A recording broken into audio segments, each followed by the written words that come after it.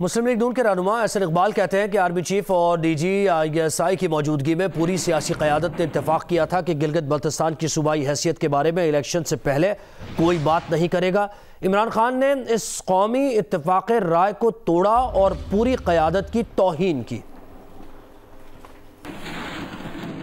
اسی طرح پاکستان کی ساری سیاسی قیادت کو ہمارے آرمی چیف کی دعوت پہ بلایا گیا اور وہاں پر کنسنسس ہوا، قومی اتفاق رائے ہوا، جس میں چیف آف آرمی اسٹاف اور D G I S I بھی موجود تھے کہ گلگت بلتستان کی صوبائی حیثیت کے حوالے سے الیکشن سے پہلے کوئی بات نہیں کرے گا۔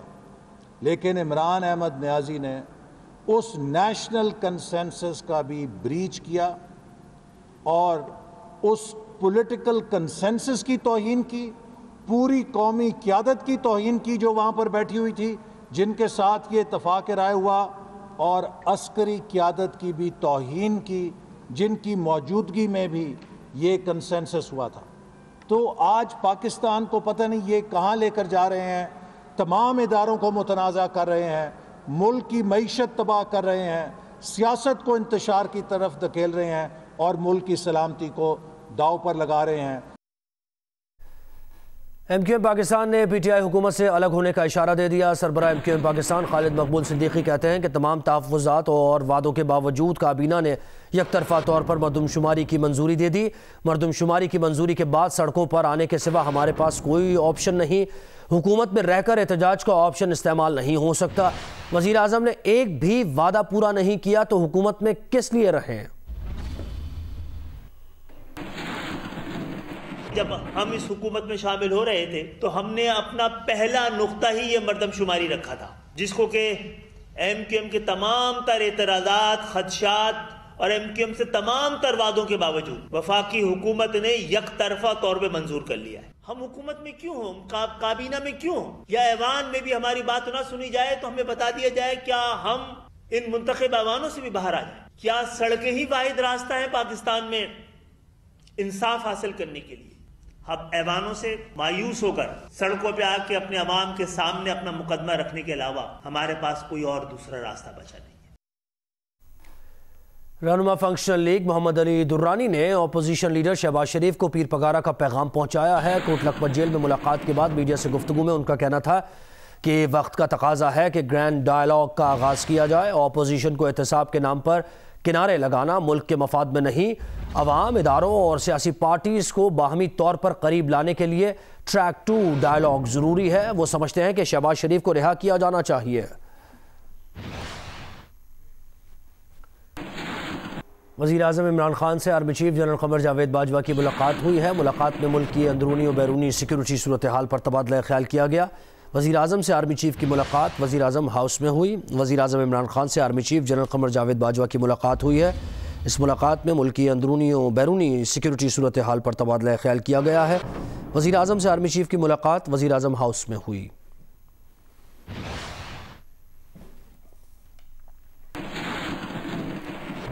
مسلم لیگ نون نے کسی ایم این اے کی جانب سے اسپیکر کو براہ راست استعفے بھیجنے کی تردید کر دی ہے۔ احسن اقبال کا کہنا ہے کہ آج 2 جعلی استعفوں پر خبر چلائی گئی۔ مسلم لیگ نون نے پارٹی قیادت کو استعفے جمع کرائے ہیں۔ قومی اسمبلی سیکریٹریٹ نے مسلم لیگ نون کے مرتضیٰ جاوید عباسی اور محمد سجاد کو استعفوں کی تصدیق کے لیے طلب کیا ہے۔ قومی اسمبلی سیکریٹریٹ کے مطابق دونوں ارکان اسمبلی نے 14 دسمبر کو استعفے اسپیکر قومی اسمبلی کو بھجوائے۔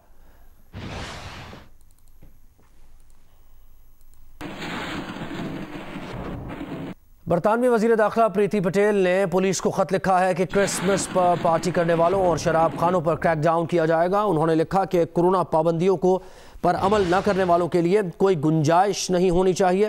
پریتی پٹیل نے کرسمس پر پابندیوں والے علاقوں میں پولیس کا گشت بڑھانے کی بھی ہدایت کی ہے۔ برطانوی میڈیا کے مطابق پولیس حکام اپنی وزیر داخلہ کے خط پر ناراض نظر آتے ہیں۔ ان کا کہنا ہے کہ عوامی نمائندوں کا کام قانون بنانا ہے، عمل درآمد کیسے کرانا ہے یہ پولیس کا کام ہے، ہمیں ہدایات نہ دی جائے۔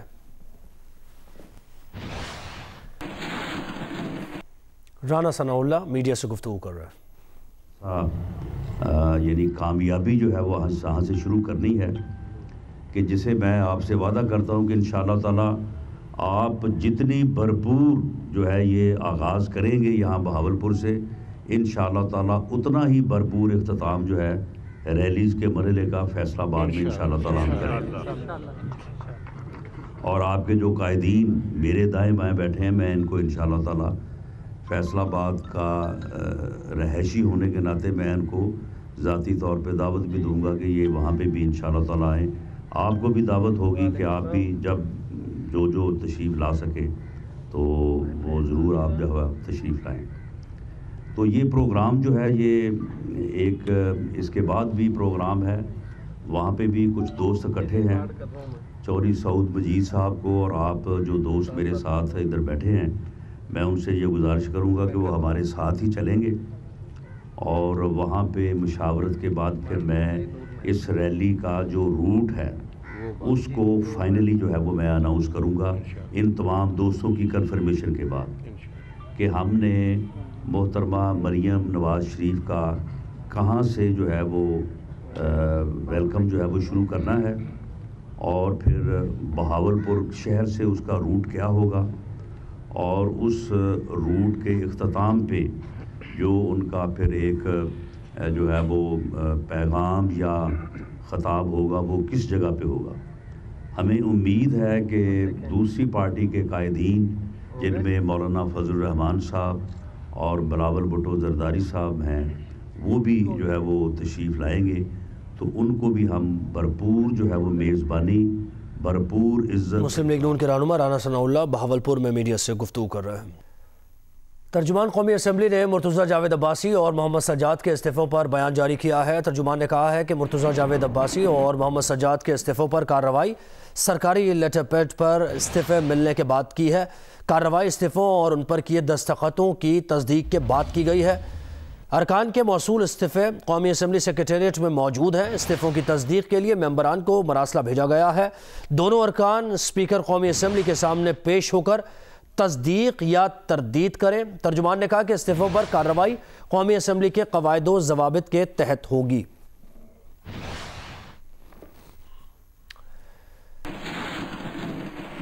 نیب نے صوبائی وزیر محکمہ اینٹی کرپشن جام اکرام اللہ کے گرد گھیرا تنگ کرنا شروع کر دیا۔ نیب نے جام اکرام اللہ دھاریجو اور اہلیہ سے متعلق مختلف اداروں سے ریکارڈ طلب کر لیا ہے۔ نیب نے ایف آئی اے سے جام اکرام اللہ دھاریجو کی تمام سفری تفصیلات طلب کر لیں۔